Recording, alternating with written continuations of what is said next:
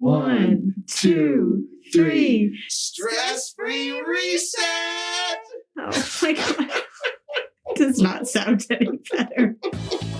Running a successful business often means dealing with stress, burnout, and exhaustion. That's why prioritizing your mental health at work is one of the most important decisions you'll ever make. Hi, I'm Leanna Lee. I'm Mike Vini, and this is Bettermental. Join us as we share tools, tips, and strategies to help you build better systems for health and business growth. Ready? Let's get to work. So, Mike, how's your 2021 been?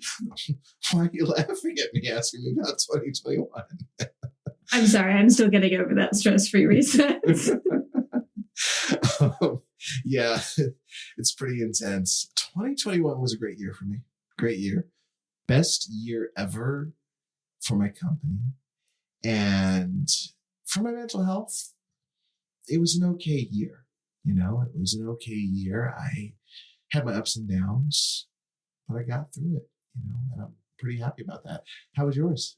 Well, I think getting through it is pretty much the most we can boast in terms of mental health just at this particular moment. So kudos for you. I think overall it's been good. So the thing I realized about 2021 is that it feels like the aftermath of 2020 for me. I think 2020 was like in a way, 2020 was easier. And, you know, hear me out here. 2020 was easier for me because I knew what to expect. And it was bad, but I just knew that it was fairly uncomplicated in that everything just kind of sucked. And you just, you know, after like halfway through the year, you're kind of like, yeah, the rest of this year is pretty much going down the drain at this point. This is a lost year. We're writing this off. It's fine. And it wasn't great in terms of mental health, but it felt like, you know, I sort of knew what was coming and I could kind of brace myself for that. This year has been more of a challenge, I would say, because things seem to waffle so much. I'm never sure what's going on. Waffle is in, you know, first there's a pandemic and then we're recovering and then there's like the Delta variant and the Alpha variant, like all of this stuff. And then the vaccine, the vaccines are safe and then they're not and then they're safe again. We should wear masks and then we shouldn't. And then it's just like, no one can decide what's happening. And it's just been workers are leaving and then everyone's hiring. And now, the economy is back to what it was. And now it's terrible. And it's just, no one really knows what's happening anymore. And so that's been kind of sort of a whiplash effect. But in terms of business, I'm really proud of myself. Like you, I've had a really good year. I wouldn't say it's been stellar financially because I really relied more on like COVID financial aid, but I've been working really hard on a lot of strategic stuff and already seeing the fruits of that. I shifted into doing more mental health work, more topics in the future of work, which I can, talk about another time. And I'm really starting to do more things that I love doing and kind of lean into that. And that's been really exciting. Scary, but exciting. So yeah, overall, not too bad. And I still have one huge leap of faith coming up. Leap of faith? Leap of faith. Leap of faith? Yeah. So at the end of the year, my husband, Emerson, and I are going nomad. We're leaving our apartment, selling our car, getting rid of most of our stuff, and we'll be going to Europe for a year and just kind of see how we like it, see how we feel being completely location independent without any ties. And I don't know, maybe we'll settle down in Canada. Maybe we'll spend half a year in Barbados. Maybe we'll come back. Who knows? I have a question for you. With this nomadic lifestyle, how do you get to record the Bettermental podcast? You'll have to fly out to Europe to meet me, right? Okay, I'll just have to fly wherever you are. Yeah. Okay. I'll come over from, Italy or wherever I am. You're listening. I'll meet you in London. I have to go where We'll make it work. We'll make it work. But no, I think that's great that you're going nomad. That's a nice leap. I think that's pretty awesome, and I'm happy for you. Thank you. And I'm still a little. Oh, I'm excited about it, but it's still kind of stressful and terrifying. So we'll see how that works. But that kind of leads pretty well into what we want to talk about today, which is A stress-free reset for your business. Stress-free reset, yes. And first, I want to remind you, if you're listening, what stress is. And this is my opinion. This is not necessarily a medical definition, but stress is your body's response to stimuli that happens around you or happens inside of you, thoughts that come up, and your body responds to that. And that's stress. If you don't manage it through stress management, get to the point where you're tired all the time. It's called exhaustion. And if you don't deal with the exhaustion, you get to a point where you're just burned out. You can't function. And we've done some episodes on this. Actually, we have 3 episodes, one on stress, one on exhaustion, one on burnout, that I encourage you to check out. And it's important that you know what those definitions are, because we throw these terms out all the time. So we're going to be talking about what to do with it. Yep. Stress-free reset. So what would you say? What does that look like? What does that have to do with business, having stress-free reset? How does that fit in? So we're at the end of 2021. We're looking at a new year. Don't know what's happening with this pandemic shit. Don't know what's happening with travel or just life in general. Still, how does that work? We all get to these points where we're overwhelmed. We're just, too many things are happening at once, too much on our plate. We feel stuck. We've hit a plateau. And this stress-free reset is this golden opportunity to pause, to just pause and restart. Restart, not start your business over, but restart how you are managing your life day to day and how you're showing up in your work day to day, so you can be less stressed. And so that's what we do in this reset. And what we want to do is to help you transition out of crisis mode into growth mode. That's ultimately the goal. I like that. And the plan is just basically to adjust you and your business so your business serves you better. So that's the idea behind the stress-free reset. And one thing I think it's important to point out too is this really is great for managing mental health.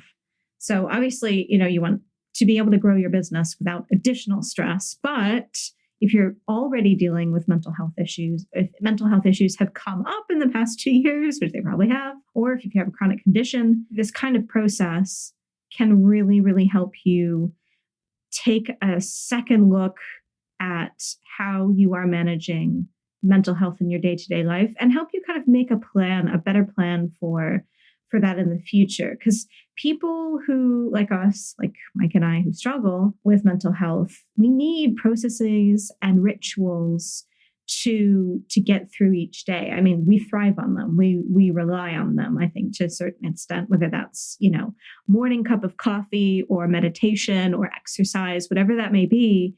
It's just incredibly important to us.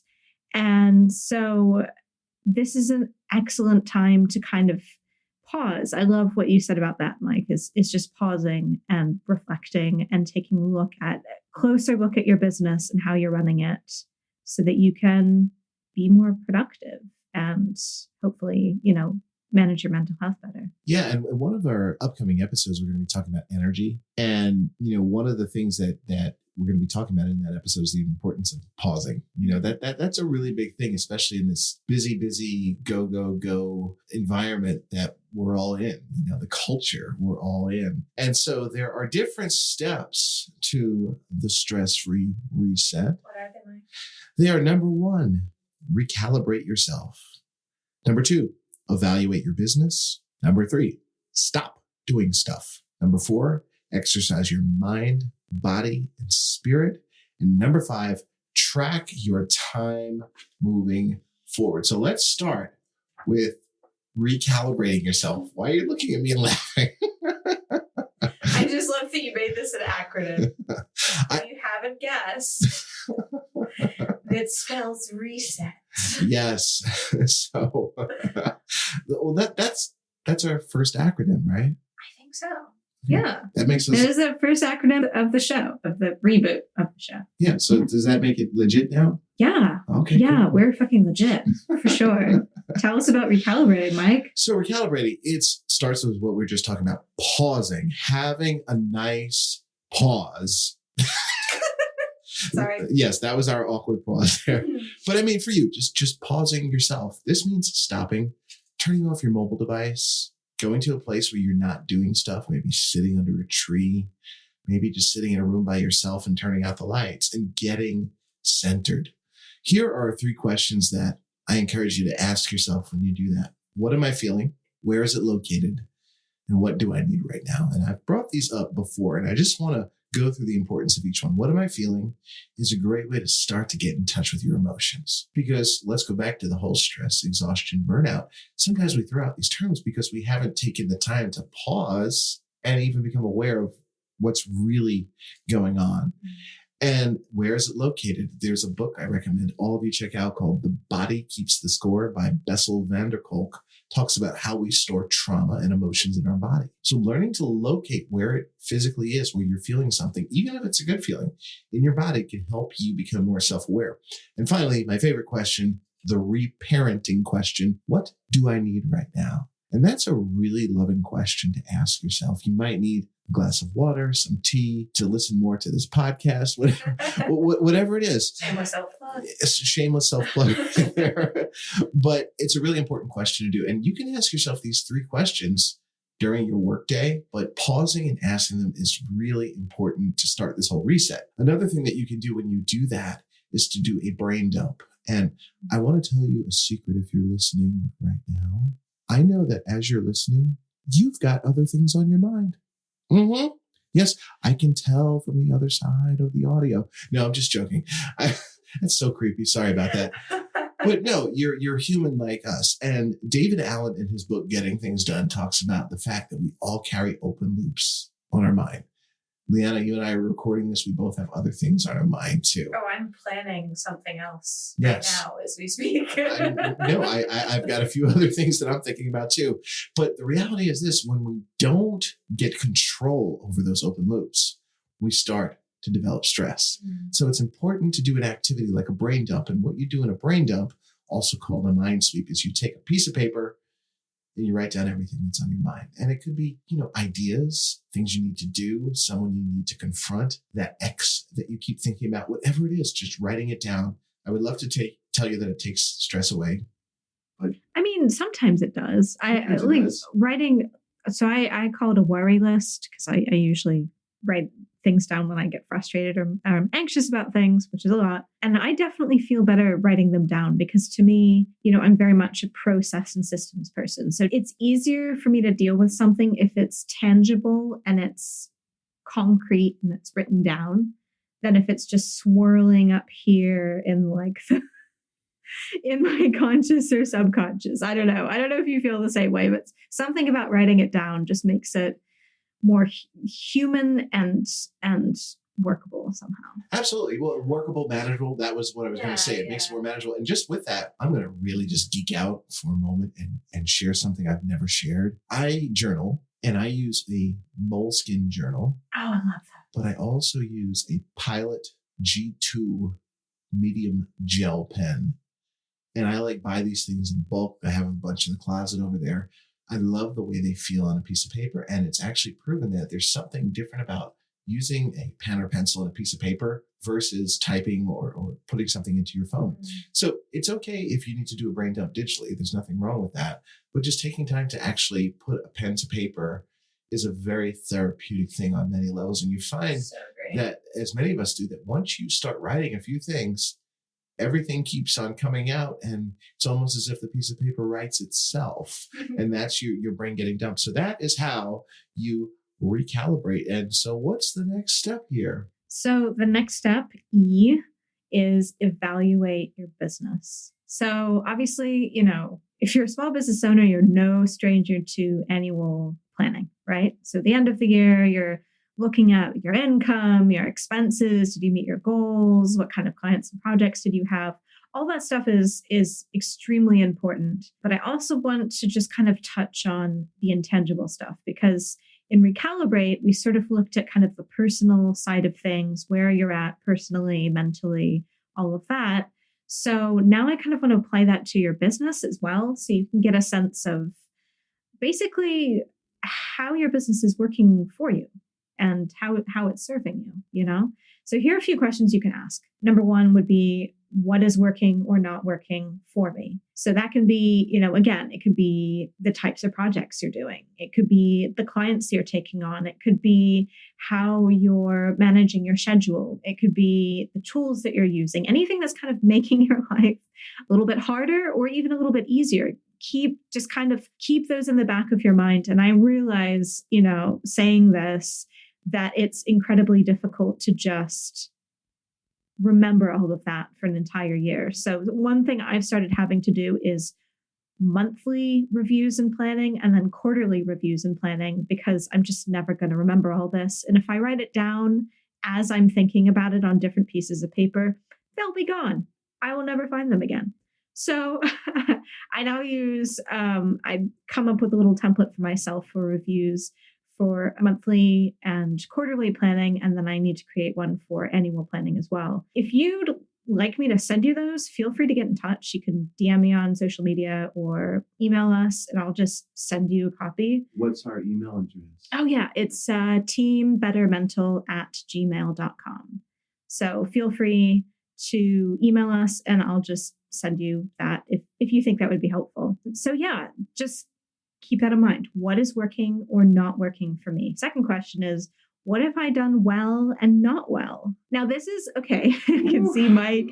Yeah, this is a controversial question. I urge you to take it easy because it will help in multiple ways. First of all, this is not about you beating yourself up about past decisions, right? This is you should be honest, but try not to be cruel. Try not to be brutal to yourself, because everyone has causes to celebrate in their business every year. Everyone has reasons to maybe make some changes, but what you're really looking for is an honest, open conversation with yourself about what you're really looking for is an open and honest conversation with yourself about how things have gone, whether that's An inventory. An inventory. Thank you, Mike.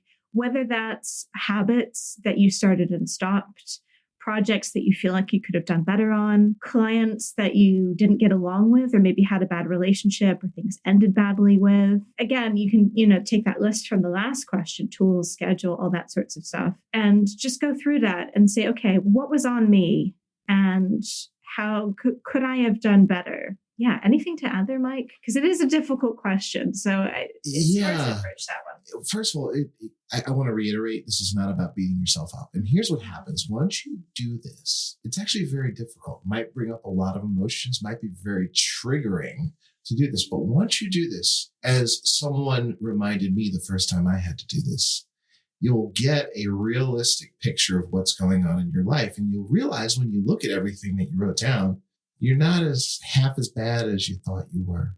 You're not half as good as you thought you were either.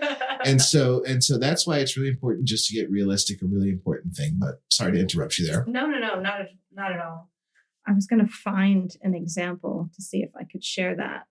Yeah. Okay. So here's a quick one from, I think this was my July or August review for the month. What I did and didn't do well. I didn't pitch any more bylines, which you could go either way on that, but I had told myself I would, and I wasn't that great about it. So I just wanted to be honest, like I didn't do any more, and I knew I should have, but I didn't.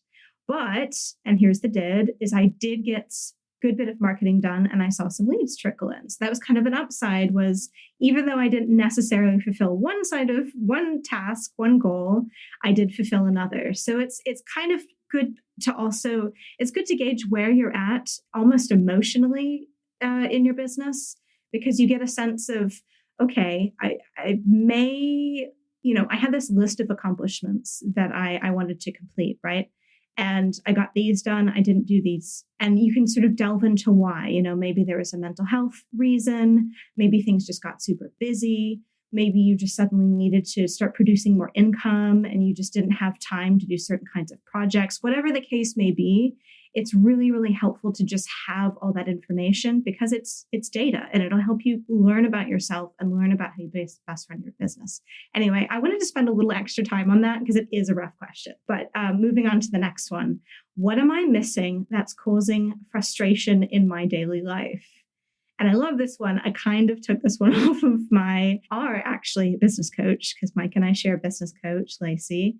And one thing I love about this question is that I've found, and I'm sure you have too, Mike, that frustrations really show us where our values lie and can help lead to better systems and better solutions. So as an example, I have struggled a lot in the past couple of years because I feel like I've been behind on business planning.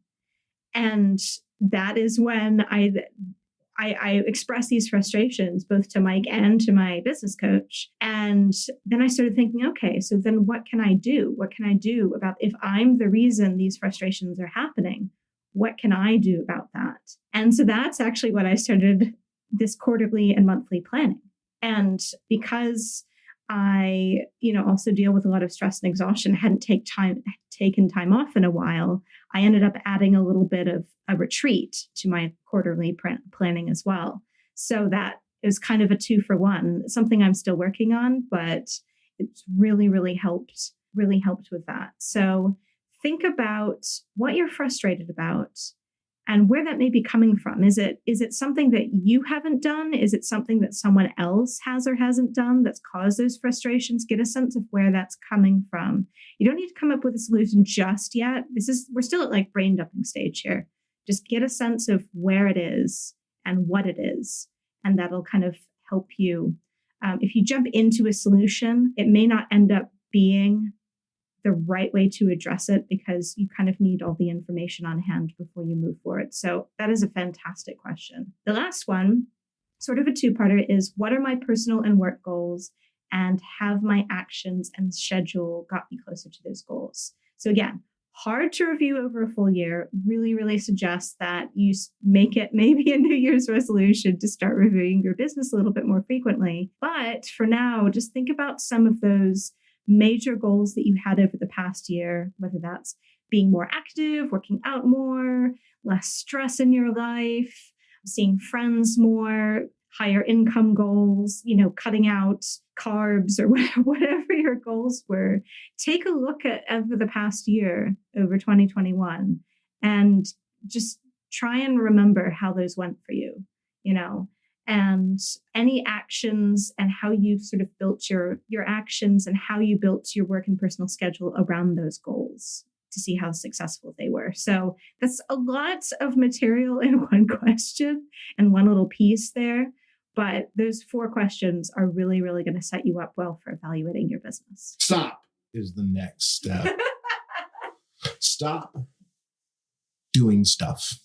Not everything, but stuff.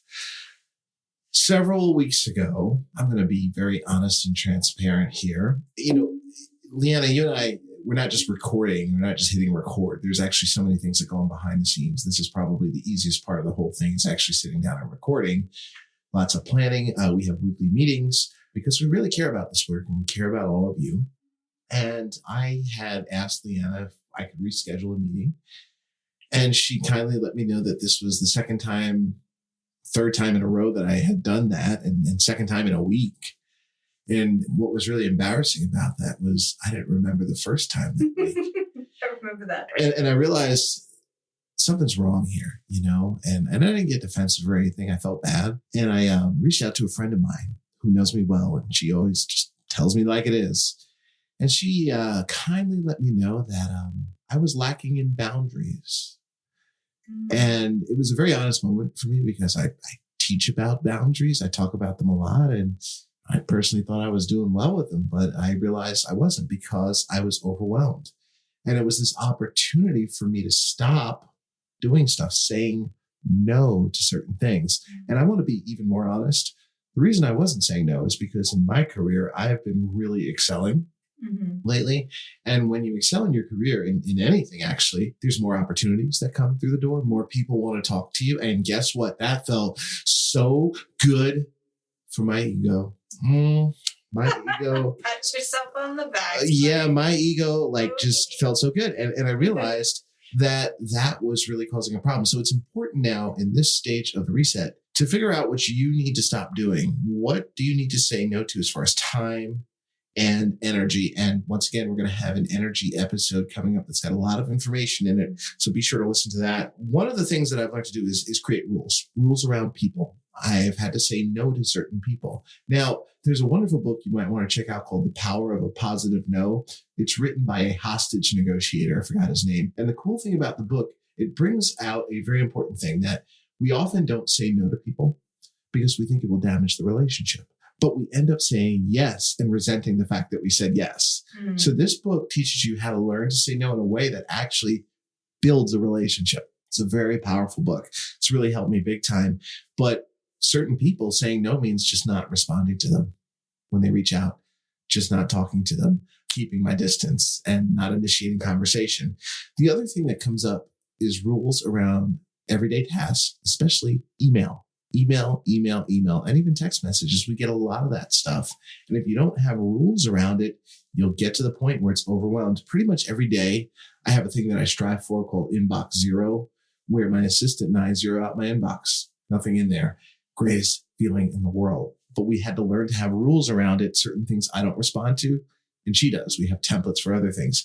Another thing is social media and notifications. I love talking about this because it's so on everyone's minds. I hear people tell me all the time, social media stresses me out. And I'm going to add to that the news. I want to be honest with you.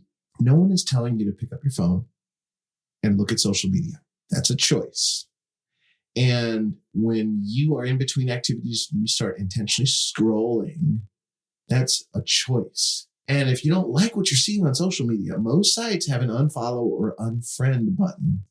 Can I just cut in there to say that some of you small business owners and freelancers are social media managers. So, whoops. So you may not be able to just cut off social media, but Mike's point about rules and boundaries is super, super important, because the second that you don't have to be on social media and you don't have to be constantly scrolling the news, doom scrolling as they call it, and just using scrolling on your phone maybe as a coping mechanism or just to kill time in between projects, you don't have to. You can say no to that. You can set those boundaries around, your work and personal social media usage. So yeah, I just wanted to throw that in there. No, thank you for that. That's something that in my kind of group, the groups that I'm a part of, entrepreneurs and freelancers, that's been a rough thing for people during COVID, is being unable to stay away from that. And I've dealt with that myself too. So give yourself a little bit of grace if it's work-related social media or, news-related stuff. But remember, off hours, you don't have to. Right. And with that is notifications on most mobile devices. There are these things called notifications on computers too for email. And people just put them on. And sometimes I know people the phone is just beep, beep, doing notifications all the time. When you have notifications happening like that, it's distracting you from other things. It might even be with people. So I make it a point to have no notifications on my phone unless I need to for a particular thing. This allows me to focus. I actually even shut the ringer off on my phone. So if you're calling me, it's got to go to voicemail first so I know who it is and what it's about. I just don't pick up the phone. I call people, but that's an important thing. So that is really important, to stop doing stuff. And what's the next step for you in this? So the next step here is exercise your mind, body, and spirit. Now, COVID has been obviously very stressful, but I think one positive, if you can call it that, is that it taught people how they act under pressure, under, duress, under, in emergency mode, and what they kind of need to get to make it through the day when they're under pressure. So as an example, I have PTSD, and one way my PTSD manifests is it makes it really difficult for me to go outside and to interact with people daily, on a daily basis, and to just be super active. And ironically, I love being active. I love traveling and I love going out places. But sometimes my PTSD, especially when I'm really stressed out or anxious, it just kind of really makes me want to stay indoors. And of course, again, I also deal with anxiety and depression. So that all kind of it's sort of like I want to just be in a cocoon all the time. So I really struggled to exercise during COVID. Definitely got my COVID 20 extra, 20 pounds or so from that. My 20, I guess they call it. Oh, I've never. Yeah. So, but it's still been a valuable lesson for me. So take a look at the last year or two, maybe 2021 was a little different for you, and start thinking about maybe do another brain dump there. Write down what it was that really made a difference to your health and your workday, or just think about what stood out to you.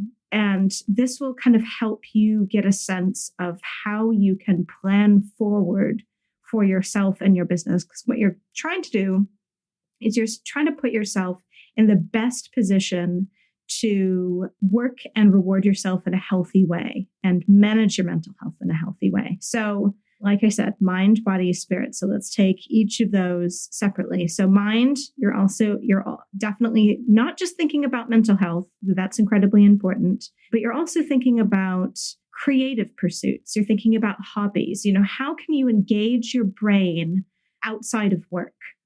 So if you got into baking, if you got into painting, if your kids were home, if you really, really miss socializing with friends, think about how you can really prioritize that moving forward. One thing that I have been trying to do more of is spending more time with my friends, and not just to socialize, but having shared activities with them as well, because I'm an introvert. So I'm very much like a one-on-one type person, and being able to meet with single friends for coffee, one-on-one, go out with them and their dog on walks, and just make that part of my daily routine has made a huge difference to my mental health. Spiritual. So general exercise. How physically active were you able to be this year, and even 2020 as well? Exercise can be a huge benefit to mental health. So how did they make a difference to you, and how can you move that forward? One thing that I've been trying to get better about is yoga, because makes a huge difference to me. I love it. And I also did a bit of swimming this year too, which was also awesome, though I liked it a little less than yoga. It was definitely more challenging for me. But it got me out of the house. It got me spending time with friends and other people. And so it kind of ticked multiple boxes in a way. And spiritual as well. I don't want to neglect that, because that could look like a lot of different things. It could look like meditation. It could look like yoga as well, actually. It could look like, if you're religious, it could look like devotions or prayer, and even going to church. So many churches stopped doing services, at least in person, for the longest time, and many are still kind of trying to get back to that. So if you haven't found a way to connect with your religious community or your religion for some time, maybe it's time to start thinking about doing that again. And if you're an atheist listening to this, sometimes it's a turn off to hear about spirituality. And one thing I just remind you, if you are an atheist, is finding activities to do that allow you to find purpose and meaning in life, and see the bigger picture. It might be even volunteering or something like that. So keep in mind that spiritual really can apply to anyone, even if you are an atheist. Just one. Oh, absolutely. Absolutely. And again, going back to the mind portion and the creative hobbies, maybe that's spiritual for you. Maybe painting or photography is spiritual for you. Just anything where you can connect with something bigger outside of yourself, right? And experience that sense of calm and relaxation. And, I love taking long walks, because that not only is that great exercise, but it really, really gives me that sense of calm. So all of these can make a huge difference to how you run your business. Why? Because healthy business owners mean healthy businesses. I feel like we're going to say this a lot in this show. And scheduling time for these non-work pursuits, they're going to keep your mind and body healthy. Yeah. And the final T in the stress-free reset, or the fifth step, is T, is track your time. For years, I had this sign on my office wall that said, measurement eliminates argument. And our coach reminds me that in life, you can manage what you can measure. And measuring your time is so important because it tells you the truth. There's this feature on my iPhone that shows you automatically each day how much time you've been on the phone and where you spent the time. And I said to myself recently, as part of a system for my leadership, I'm actually going to start looking at that every day because it's going to tell me the ugly truth about some things. And I'm just going to be honest with you right now. Yesterday, it was 10 hours on the mobile device. And I said to myself, that's not good right there. That is not good. So it's really important to measure your time. There are time tracking apps that are out there. One is Toggle. Another one that I use is called A Tracker. And the important thing is this, once you start doing it, I guarantee you, if you do this just for 2 days, track your time, you're going to learn so much about yourself really quickly. In fact, you're going to see what adjustments you need to make really quickly. It's very honest. It's very brutal. And that's the theme here as part of this reset is just really getting honest with yourself. So in summary, I just want to summarize the stress-free reset for my cute little acronym reset. R stands for recalibrate yourself. E, evaluate your business. S, stop doing stuff. E, exercise your mind, body, and spirit. T, track your time moving forward. And I really encourage you to do this. It's a new year. It's a brand new year, fresh start, and it's a great opportunity just to put yourself in a better space and put your business in a better space so that you can bring more to the world and get more out of life. Yeah. And remember, it's a reset and it's starting with a clean slate, but it's also taking all this valuable information from the past and learning from that and carrying it forward so that you can develop a better, healthier business and have a healthier life. Yeah. So are you looking forward to a good year, Leanna? I am. I think 2022 is going to be even better. Awesome. Well, I'll see you next year. See you next year. Right. Bye, guys. Bye, everyone. Thanks for listening. You can learn more about the resources we mentioned or connect with special guests by checking out today's show notes at bettermental.fm. And if you liked this episode, keep in touch by following us on your favorite podcast app. In the meantime, we'd love to hear what you think about the show. So DM or mention us on Twitter at BettermentalFM. Thanks again, and see you next time.